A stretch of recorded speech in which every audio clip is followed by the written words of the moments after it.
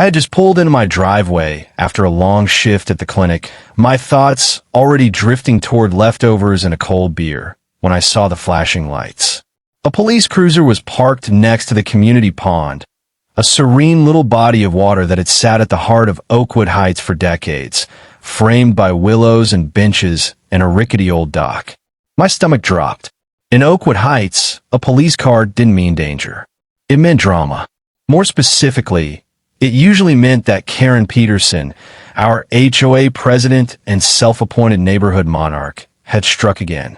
I cut the engine and got out slowly, not because I was tired, but because I already knew what I was about to walk into, and I needed a second to steel myself. My neighbor, Janet, was walking her Pomeranian and waved me down with a look of barely restrained excitement.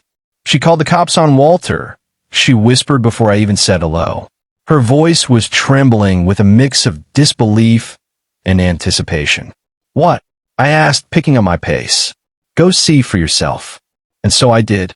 As I rounded the curve of the walking path and approached the pond, I could hear Karen's voice slicing through the quiet afternoon like a buzzsaw.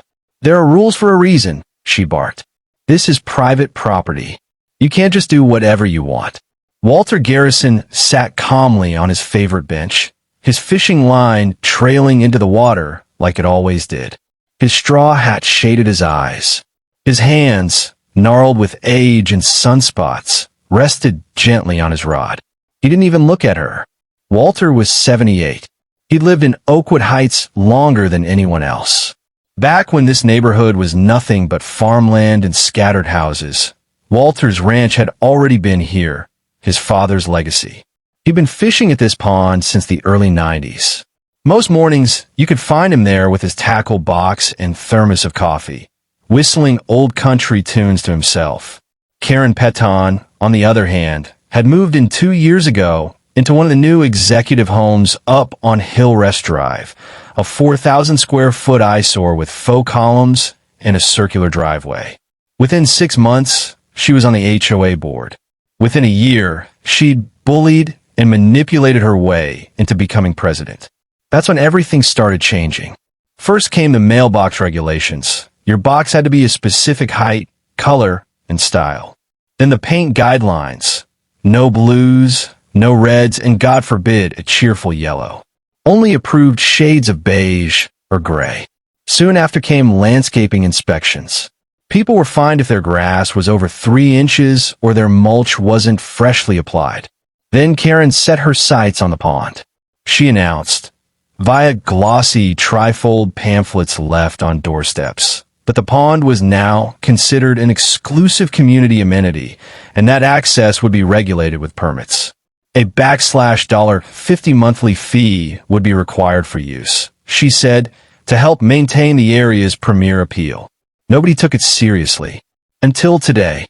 Now here she was, standing behind a young officer, who looked about 12 years old, flashing papers and ranting about bylaws.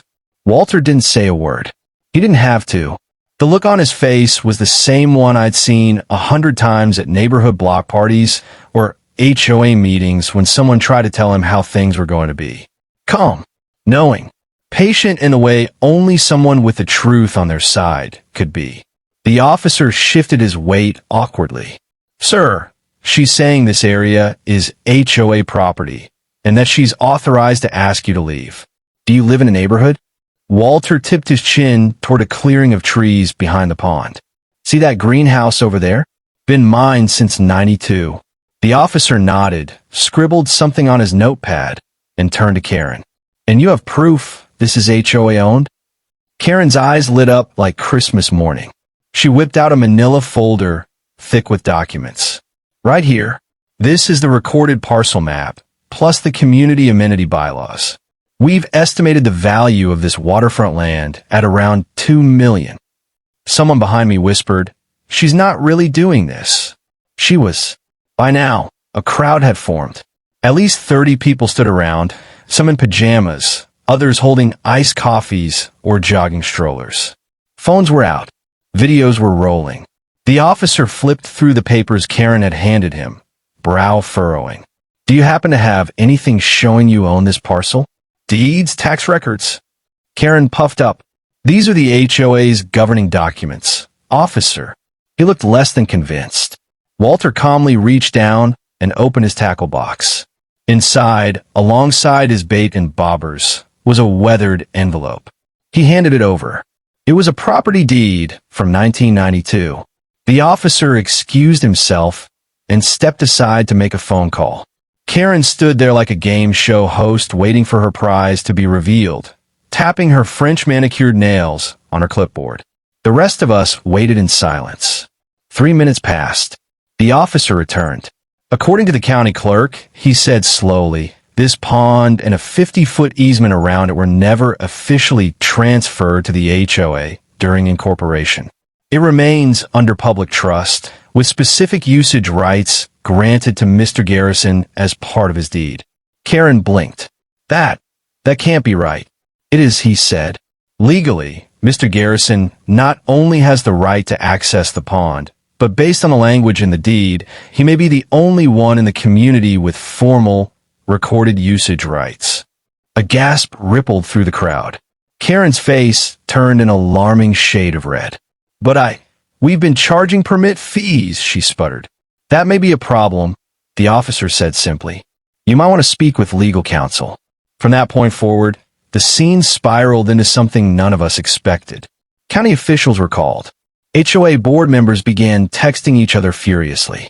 People started checking the HOA website, digging through past emails, looking at all the fees they'd been charged over the last year related to the pond. Refunds were demanded. Legal authority was questioned. And Karen was crumbling before our eyes. By the time 2 officials from the county property office arrived, it was clear the situation was bigger than a fishing dispute. They confirmed everything. The HOA never legally owned the pond.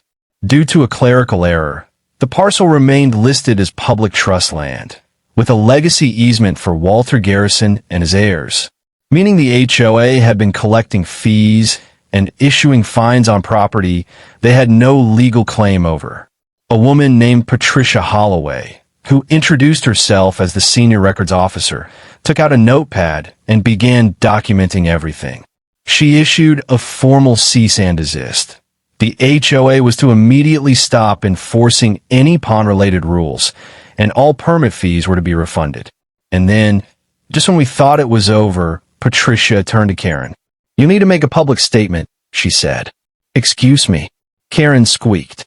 You made the claim publicly, Patricia said, gesturing to the crowd.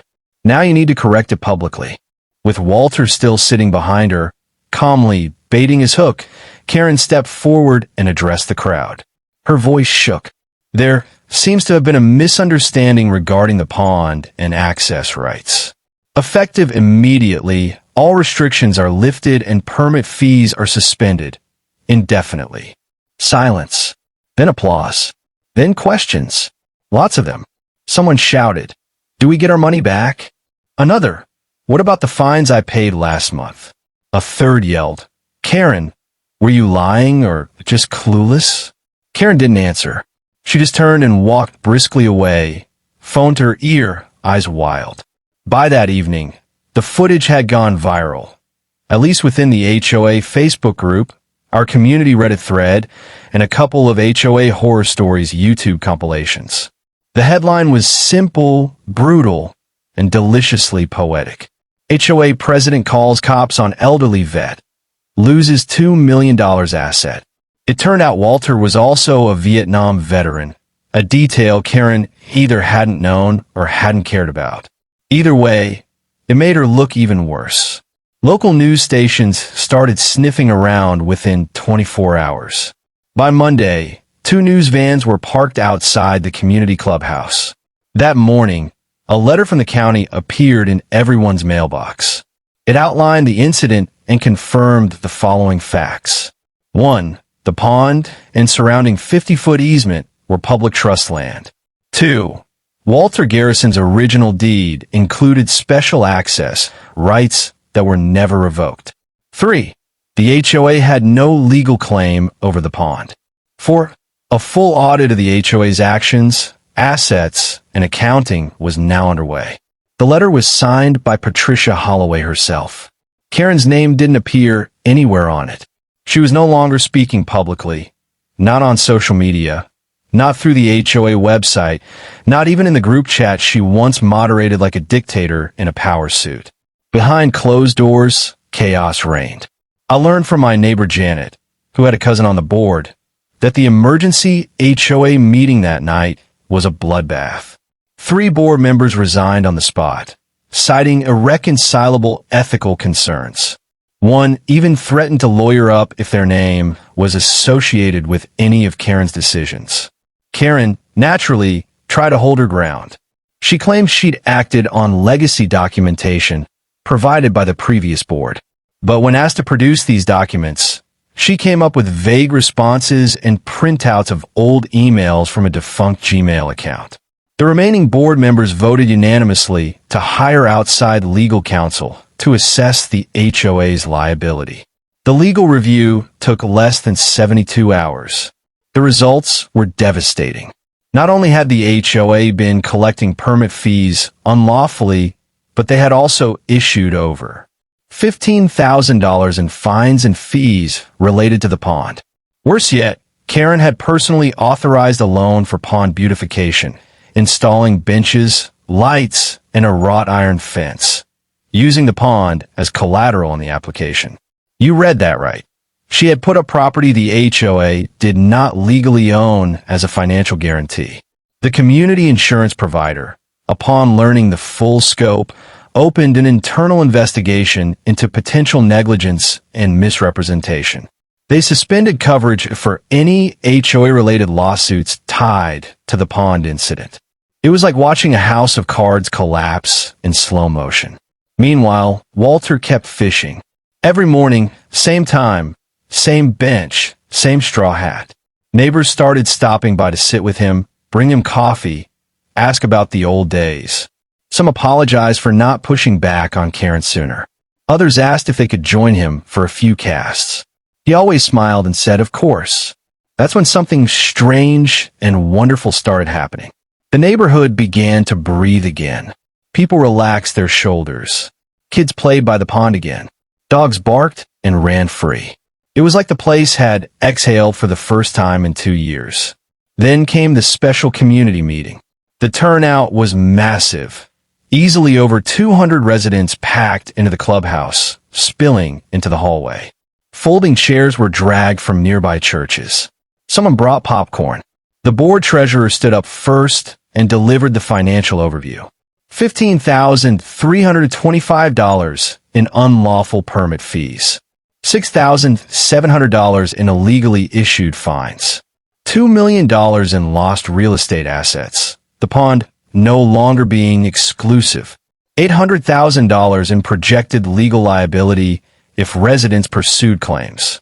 $68,000 spent on pond upgrades without valid authorization.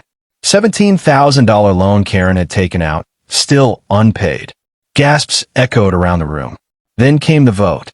Someone made a motion to remove Karen Peton from the board entirely. It passed with a margin of 212 to 3.